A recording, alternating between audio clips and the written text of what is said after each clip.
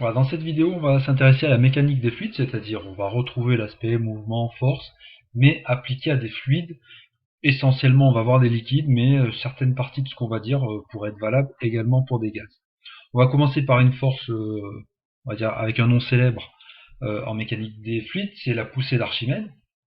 Donc, la poussée d'Archimède, en fait, bon, elle porte le nom de ce savant Archimède, mais elle n'exprime rien d'autre que les forces de pression que va exercer un fluide, liquide ou gazeux, sur un objet qui est plongé dans ce fluide.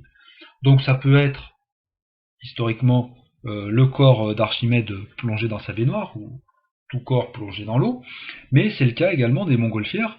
Les montgolfières évoluent dans un fluide qui est l'air, et c'est bien la poussée d'Archimède qui fait voler ces montgolfières. Alors, historiquement, Archimède énonce que tout corps plongé dans ce fluide subit de sa part une poussée verticale exercée de bas en haut, donc vers le haut, et égale au poids de fluide déplacé. Mais en réalité, cet énoncé historique trouve comme origine les forces de pression à l'intérieur des fluides. En ce qui concerne donc les liquides, la résultante de la poussée, donc des forces de pression qui s'exercent au sein d'un liquide, n'est pas homogène. Vous savez que dans les liquides, plus on s'enfonce, plus la pression qui règne à l'intérieur de ce liquide est forte. Ces forces de pression, donc qui s'exercent sur les parois ici un objet qu'on aurait placé dans l'eau, donc résulte de la pression, la valeur de la pression multipliée par la surface de l'objet, et si on découpe l'objet en plein de petites surfaces, l'ensemble des surfaces qui sont moins enfoncées dans le fluide subiront donc des forces de haut en bas moins élevées que les sections des petites surfaces de cet objet qui sont plus enfoncées dans le liquide, qui subissent donc des pressions plus grandes, et quand on multiplie la pression par les éléments de surface qui constituent cet objet, eh bien il va en résulter une force de poussée qui sera plus grande de bas en haut que de haut en bas, et donc globalement une poussée verticale vers le haut, comme l'avait énoncé Archimède. Et donc l'origine, c'est bien les forces de pression. Ensuite, pour les quantifier, on refait appel à l'énoncé historique d'Archimède, ou bien on fait également appel à ce qu'on connaît sur les forces, sur la pression à l'intérieur d'un fluide, pour en déduire que cette poussée d'Archimède, elle va pouvoir être exprimée par cette formule-là, donc l'opposé du poids du fluide déplacé. Donc, qu'est-ce que c'est que le poids du fluide déplacé? Déjà, c'est le volume du fluide déplacé, c'est-à-dire le volume de l'objet, puisque l'objet qui est dans le fluide, je vais prendre l'exemple de l'eau, l'objet qui est dans l'eau, a pris la place de l'eau qui était là avant lui. Donc le fluide déplacé est le fluide qui a été déplacé par l'objet. Donc il y a comme volume le volume de l'objet. Si je veux calculer la masse de ce fluide déplacé, il faut que je multiplie le volume du fluide déplacé, donc le volume de l'objet, par la masse volumique de ce fluide déplacé. Et si je veux obtenir le poids, eh bien il faut en plus que je multiplie la masse, donc ρ fois V, par la valeur de petit g, l'intensité de pesanteur terrestre. Au final, on obtient la formule complète pi poussée d'Archimède égale ρ fois V fois g. Et si on parle maintenant de sens cette direction, donc g est vertical, la poussée d'Archimède est verticale aussi, mais G est orienté de haut en bas, alors que la poussée d'Archimède est orientée de bas en haut, donc il y a le signe moins devant là pour établir le bon sens de la force. Donc formule à connaître, on l'utilisera dans quelques exercices. Poussée d'Archimède, donc qui s'applique à n'importe quel corps plongé dans un fluide, l'opposé, en vecteur, l'opposé de la masse volumique du fluide, multiplié par le volume de l'objet, et multiplié par G, l'intensité de pesanteur qui règne dans le lieu. Donc ça, c'était pour la poussée d'Archimède. On va maintenant s'intéresser à des fluides en mouvement, à des écoulements. Alors d'abord, on va définir une notion importante pour l'écoulement, c'est le débit volumique, c'est-à-dire la quantité en volume, la quantité de fluide qui circule. Donc on sent quand on exprime ça, que le débit, c'est-à-dire la quantité de fluide qui circule, peut se calculer par une variation de volume qu'on aurait repérée dans le fluide, une variation de volume au cours du temps. On sent venir à nouveau là la notion de dérivée qu'on a vu plein de fois dans plein de chapitres. Le débit volumique, noté donc grand D, V, c'est la dérivée par rapport au temps du volume de fluide qui s'écoule. Par exemple, ici, vous avez le robinet, à t égale 0, il est fermé, on l'ouvre, on mesure la variation de volume, donc par exemple en dessous, on met un récipient gradué, il va donc y avoir une variation de volume de fluide à l'intérieur de ce récipient, et par unité de temps, ça nous donnera le débit. Si le régime est permanent, c'est-à-dire c'est au cours du temps toujours la même quantité de fluide qui sort du robinet, eh bien on peut simplement diviser le volume final du fluide qu'on a recueilli dans le récipient par le temps pendant lequel on a laissé ouvert le robinet. Voilà. Donc, si le débit n'est pas permanent, si le régime n'est pas permanent, il faut faire une dérivée, mais dans les exercices qu'on va réaliser, le régime sera toujours permanent, et le débit sera simplement le volume de fluide recueilli par le temps qu'on a mis pour le recueillir. Ça se mesurera donc en mètres cubes par seconde, enfin, ça c'est en tout cas l'unité du système international, rien n'interdit de mettre ça en litres par heure, voilà, selon les exercices traités. Alors, chose importante à comprendre pour le débit, c'est que dans une section de fluide, par exemple à l'intérieur d'un tuyau, il ne peut pas y avoir d'accumulation de fluide. On a un débit permanent d'eau qui passe dans ce tuyau, il ne peut pas y avoir, en tout cas si le fluide est incompressible, donc si on a affaire à un liquide, on ne peut pas avoir accumulation d'eau à un endroit dans le tuyau. Tout ce qui rentre d'un côté doit sortir de l'autre. Ça veut dire que si je repère une section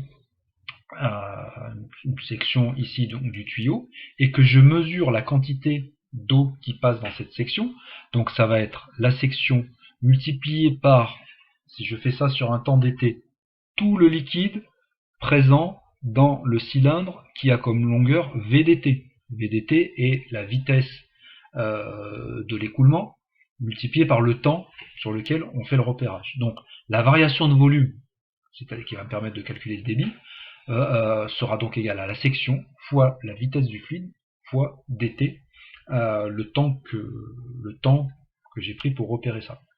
Étant donné qu'il ne peut pas y avoir d'accumulation, quand je vais calculer le débit, c'est-à-dire quand je vais diviser ce repère de fluide, de volume de fluide, par le temps, je vais obtenir la section repérée fois la vitesse de l'écoulement.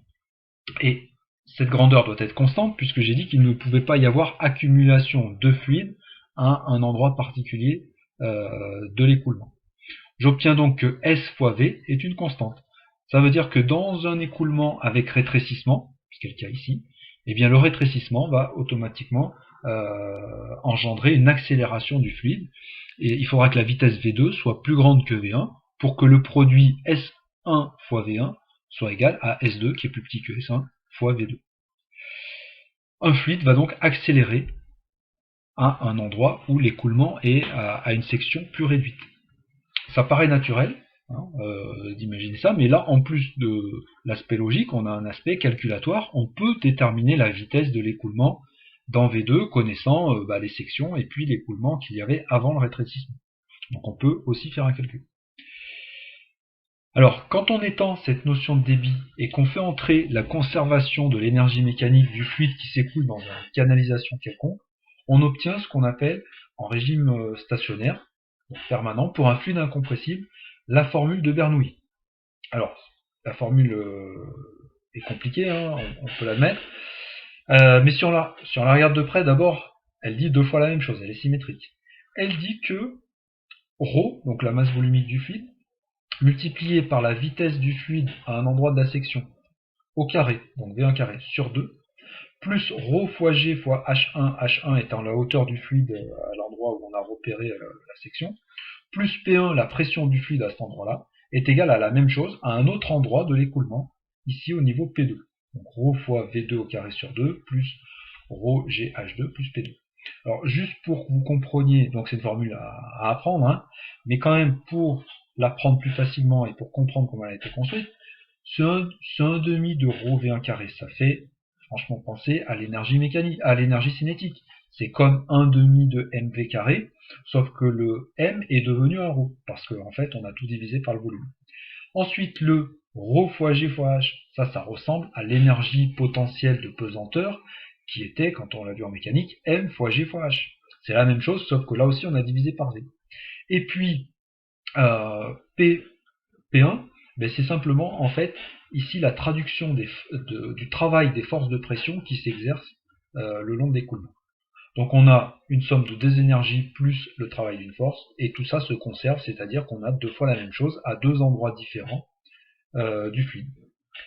Alors les applications de la loi de Bernoulli, on va surtout la voir pour parler de l'effet Venturi, donc qui est cet effet-là. On imagine justement un rétrécissement. Donc on envoie un fluide, ça peut être donc un liquide ou un gaz, à cet endroit-là de l'écoulement, puis on va regarder ce qui se passe au niveau V2. Donc ici on a une section plus grande. Tout est à la même hauteur. Donc dans la formule de Bernoulli, les deux termes avec H dedans se simplifient puisqu'on a le même H à gauche et à droite. Par contre on voit qu'on n'a pas la même section. La section S1 est plus grande que la section S2. Du coup, la vitesse V1, par conservation du débit, la vitesse V1 va être plus petite que V2, donc V2 va être plus grand. Et maintenant, quand je reprends la formule de Bernoulli et que j'applique une vitesse V1 qui est plus petite que la vitesse V2, eh bien pour que l'égalité soit respectée, il va falloir que P2 soit plus petit que P1. On va donc ici avoir au niveau des rétrécissements deux effets. La vitesse du fluide sera plus grande, et dans le même temps la pression du fluide sera plus petite. On va avoir une dépression, c'est ça l'effet Venturi. Cette dépression, elle peut servir à plein de choses.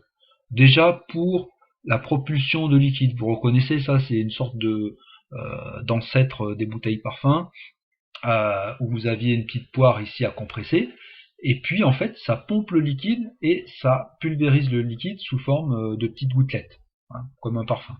Alors qu'est-ce qui se passe? Quand on appuie sur la poire qui est là, on injecte avec une vitesse assez grande de l'air au niveau des rétrécissements.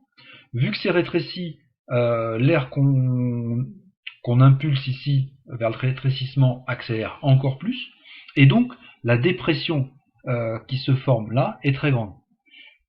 Du coup, cette dépression permet au liquide qui est en dessous de monter, et comme le flux d'air continue à exister, ce liquide qui est remonté est divisé en gouttelettes et puis est propulsé ici vers la droite. Donc un pulvérisateur. On a la même chose avec les pulvérisateurs plus modernes, avec la petite tête. Et puis on peut parler aussi de portance d'aile d'avion. Si on regarde le profil d'une aile d'avion, on remarque que volontairement le profil est plus bombé sur le dessus que sur le dessous. Ce qui fait que l'air qui arrive sur l'aile d'avion va pouvoir, d'abord va être divisé par l'aile, il y a une partie qui va passer au-dessus, une autre partie qui va passer en dessous. La partie qui passe en dessous a un trajet, un petit trajet effectué, puisque c'est un trajet en ligne droite. Alors que l'air qui passe au-dessus, pour arriver au même endroit, a un plus grand trajet à parcourir. Elle va donc devoir aller plus vite quand elle passe par le haut, puisqu'il y a un plus grand chemin à parcourir, que si elle passe par en bas. Du coup, comme elle va plus vite en passant par au-dessus, la pression qui va être engendrée sur le dessus sera également plus faible. Loi de Bernoulli qu'on a vu tout à l'heure. Plus la vitesse est grande, plus la pression est faible. Et donc, au-dessus de l'aile, on va avoir une dépression, alors qu'en dessous, on n'aura pas cette dépression, et du coup, le bilan des forces de pression sur l'aile va être plutôt un bilan vertical vers le haut, et c'est ce qu'on va appeler la portance de l'aile d'avion, qui va permettre à l'avion de rester en l'air.